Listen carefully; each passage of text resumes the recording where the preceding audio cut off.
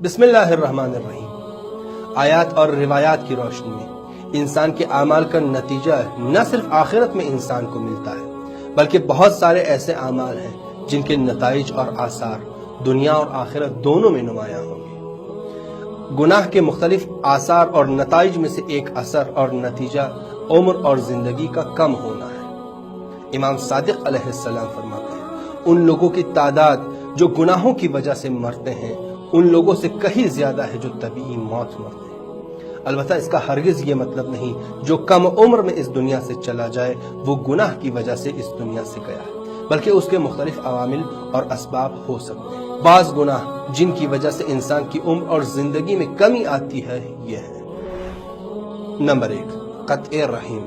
रसूलुल्लाह सल्लल्लाहु अलैहि वसल्लम फरमाते हैं, जो सिले रहीम को तर्क करता है अल्लाह उसकी 30 साल जिंदगी को 3 साल जिंदगी में तब्दील कर देता है।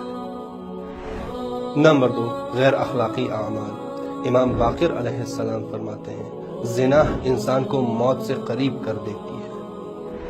नंबर 3, वालिदैन की बेएहतरामी। इमाम बाक़िर अलैहिस्सलाम फरमाते हैं, वालिदैन की बेएहतरामी इंसान के उम्र को कम कर देती है। नंबर 4, झूठी कस्में खाना। रसूलुल्लाह सल्लल्लाहु अलैहि वसल्लम फरमाते हैं, झूठी कस्में खाना इंसान की जिंदगी को कम कर देता है। नंबर 5, जुल्म करना।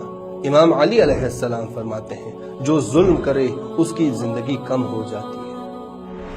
नंबर 6, ख्वाहिशात नफसानी। रसूलुल्लाह सल्लल्लाहु अलैहि वसल्लम फरमाते हैं, जिसकी ख्वाहिशात नफसानी बढ़ जाती है उसकी मौत हतमी हो जाती है। और नंबर 7, गफलत।